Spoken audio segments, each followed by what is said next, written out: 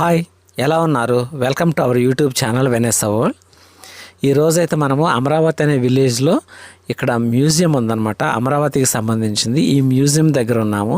దీని గురించిన డీటెయిల్స్ అయితే మనం ఇక్కడ తెలుసుకుందాము.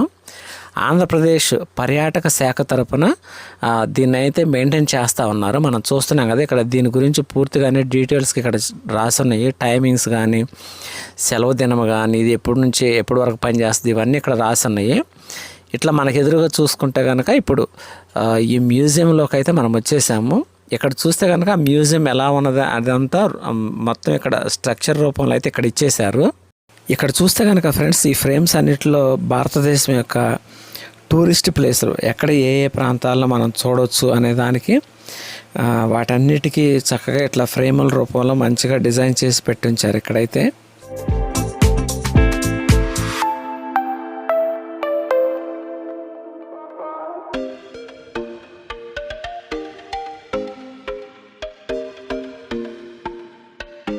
మనం ఇక్కడ ఈ మ్యూజియంలో చూస్తే కనుక దీనికి సంబంధించినవన్నీ కూడా ఇక్కడ మనం లోపల చూస్తున్న ఇవన్నీ కూడా క్రీస్తు పూర్వం 3వ శతాబ్దం నుండి క్రీస్తు శకము 12వ శతాబ్దం వరకు శిల్పకళా ఖండాలను ఇక్కడైతే ప్రదర్శించారనమాట. ఇక్కడ ఈ బుద్ధుని విగ్రహాలకు సంబంధించిన బోధిసత్వుల శిల్పాలు, ఇంకా ఇలా పూర్ణ కుంభము, తామర చిహ్నాలు వంటివి, ఇలాంటి అద్భుతమైన శిల్ప కళలను అయితే మనం చూడవచ్చు. లోపల చూస్తున్నాం కదా, బుద్ధుని స్టాచ్యూ మొదలుకొని ఇవన్నీ మనకి 3వ శతాబ్దం నుండి 12వ శతాబ్దం లోపల ఉన్నటువంటి ఇవన్నీ, వీటన్నిటిని నిజంగా పురావస్తు శాఖ వాళ్ళు వీటిని భద్రం చేసి పెట్టారు. లోపల కూడా చాలా నీట్గా అన్నీ మనం ప్రతి ఒక్కటి చూస్తున్నాం కదా.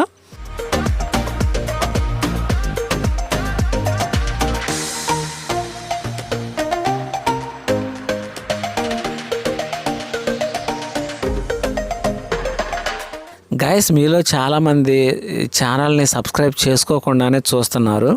సబ్స్క్రైబ్ చేసుకోకపోతే సబ్స్క్రైబ్ చేసుకోండి. నేను చేసే ప్రతి ఒక్క వీడియో నోటిఫికేషన్ రూపంలో మీ దగ్గరకు వస్తుంది.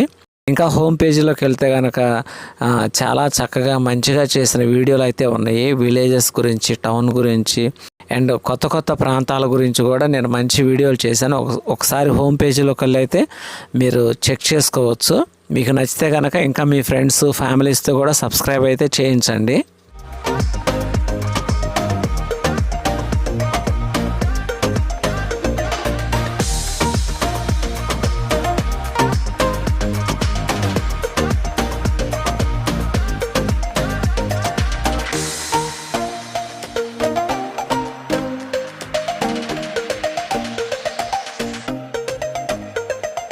ఇప్పుడైతే మనము మ్యూజియం నుంచి బయటకు వచ్చేసాము. దీనికి దగ్గరలో ఉన్నటువంటి బుద్ధుని యొక్క స్టాచ్యూ దగ్గరికి అయితే వెళ్తున్నాము.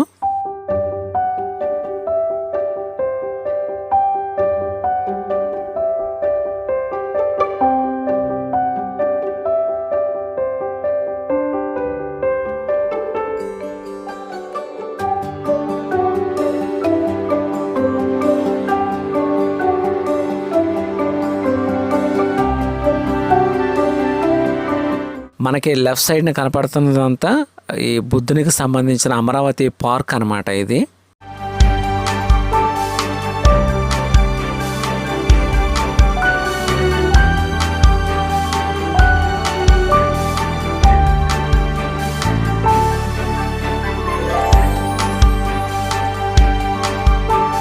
ఇంకా ఈ గ్రిల్ దాటుకుని దీని లోపలికి వెళ్తే కనుక మీకు కెమెరా చూపిస్తాను కదా, అక్కడ బుద్ధుని యొక్క స్తూపం అయితే ఉంది. అక్కడ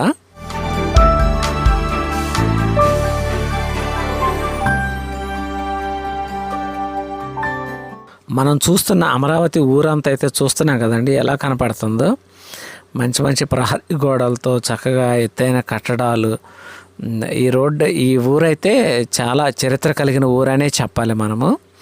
అండ్ దీన్ని ఆనుకుని కూడా కృష్ణానది అనేది దీన్ని ఆనుకునే ప్రవహిస్తూ ఉంటుంది ఇక్కడ.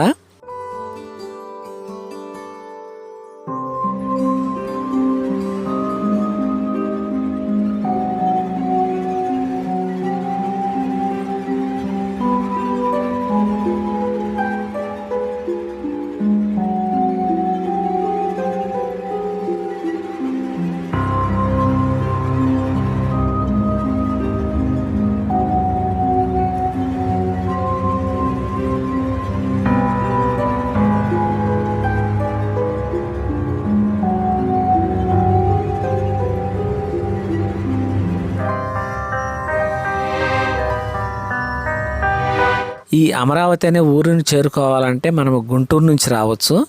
అండ్ ఇటు చూసుకుంటే కనుక ఇటు మంగళగిరి మీదుగా రాజధాని క్యాపిటల్ ఉంది కదా, ఆ ఊర్లో నుంచి కూడా మనం ఇటు ఈ ఏరియాకి అయితే రావచ్చు అనమాట. అమరావతి తర్వాత ఇంక ఇటు ఎగువకి వెళ్ళటానికి మనకి ఈ అమరావతిని ఆనుకుని అయితే కృష్ణానది ఏరు ఉంది కాబట్టి ఇక మనం అవతలకు వెళ్ళటానికి లేదు.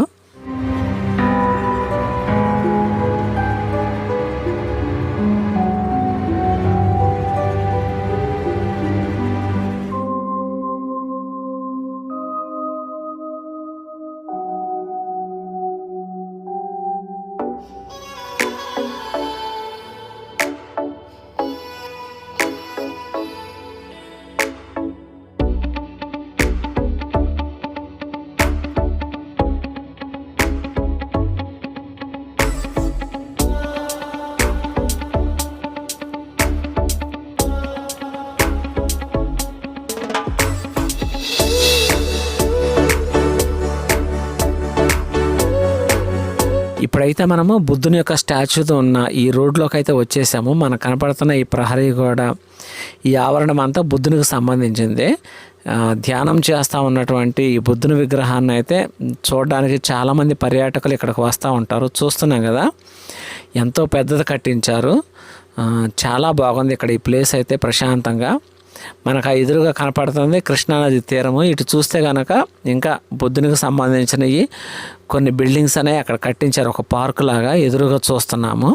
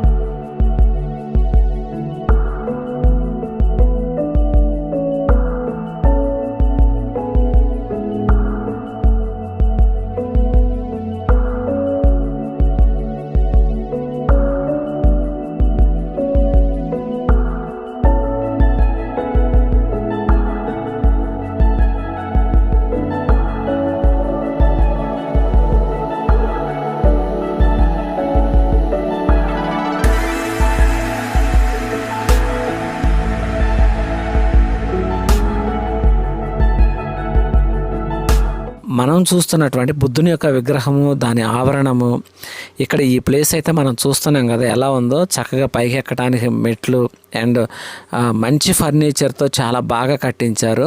బుద్ధిజాన్ని అనుసరించే వాళ్ళు వాళ్ళ స్లోగన్ ఏంటంటే నిరాడంబరమైన జీవితము, చాలా పీస్ఫుల్గా, ఎటువంటి కోరికలు ఎలాంటి బంధాలు లేకుండా చాలా హ్యాపీగా జీవించే లైఫ్ను వాళ్ళు అనుసరిస్తూ ఉంటారు.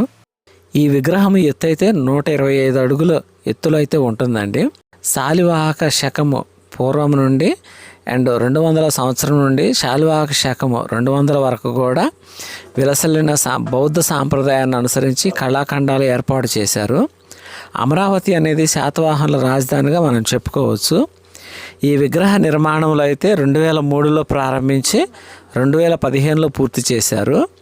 8 స్తంభాలపై భారీ కమల ఆకారంలో పునాదిపై ఉందన్నమాట ఈ విగ్రహము. 2018లో దీన్ని ప్రదర్శనకు అనుమతించారు.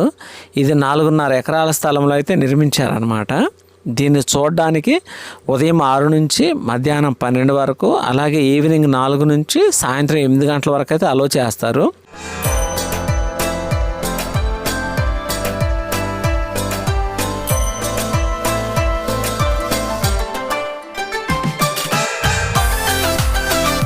ఇంకా నైట్ టైం ఇక్కడ లైటింగ్ వేసినప్పుడు అయితే కనులకు చాలా ఇదిగా ఉంటుంది, కలర్ఫుల్గా. ఎందుకంటే ఆ రకంగా నిండు లైటింగ్తో ఇక్కడ ఈ స్టాచ్యూ, ఈ ప్లేస్ అంతటిని కూడా చాలా రంగులుగా కనిపిస్తూ ఉంటుంది అనమాట. ఇక్కడ పార్కు కానివ్వండి, ఇవన్నీ చూస్తుంటే చాలా ఆహ్లాదకరంగా ఉంటుంది. ఇంకా ఫర్నిచర్ కానివ్వండి, కింద ఫ్లోరింగ్ కానివ్వండి, చూడండి ఎంతో చాలా బాగా చేశారు. ఈ ప్లేస్ని చాలామంది విజిట్ చేయడానికి వస్తారు. ఇంకా మీరు విజిట్ చేయకపోతే కనుక, ఎందుకంటే మన క్యాపిటల్ ప్రాంతం ఇదే కాబట్టి ఇది చాలా మూలంగా ఉంటుంది కాబట్టి ఈ ప్లేస్ అనేది ఇంకా మీరు చక్కగా చూడని వాళ్ళు వచ్చి ఇక్కడైతే చూసి ఎంజాయ్ చేయొచ్చు.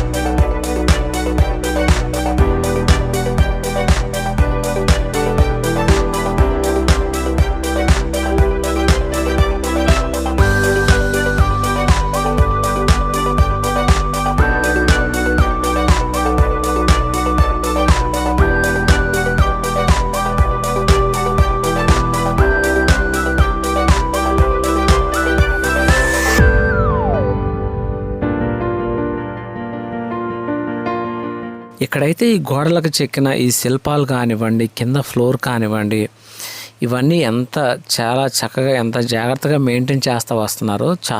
చాలా బాగుంది ఇక్కడ. ఇప్పుడైతే మనం ఈ లోపలికి వెళ్దాము. ఇంకా కొంచెం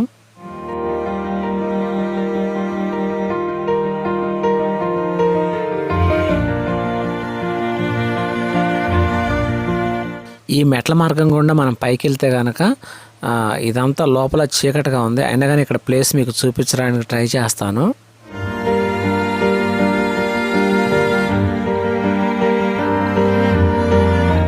ఇక్కడ ఈ స్టాచ్యూ కింద ఈ లోపలైతే సీటింగ్ అనేది ప్రశాంతంగా కాసేపు కూర్చోవడానికి అనేది లైక్ చుట్టూ స్టెప్స్ లాగా ఇలా చేసి పెట్టారనమాట. పైన అయితే ఒక బంతిలాగా అది కనపడతా ఉంది మనకి.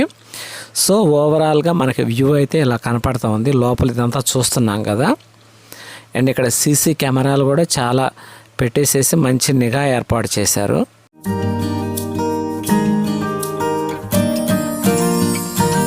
ఫ్రెండ్స్, ఈ వీడియోని గురించిన మీ యొక్క ఉద్దేశాన్ని, అభిప్రాయాన్ని కింద కామెంట్ రూపంలో అయితే తెలియచేయండి. మరిన్ని వీడియోల కోసం వెనెస్సా వరల్డ్ యూట్యూబ్ ఛానల్ అయితే మీరు సబ్స్క్రైబ్ చేసుకోవటం మర్చిపోవద్దు. మరి ఒక వీడియోలో కలుసుకుందాము. అప్పటి వరకు సెలవు. Bye bye.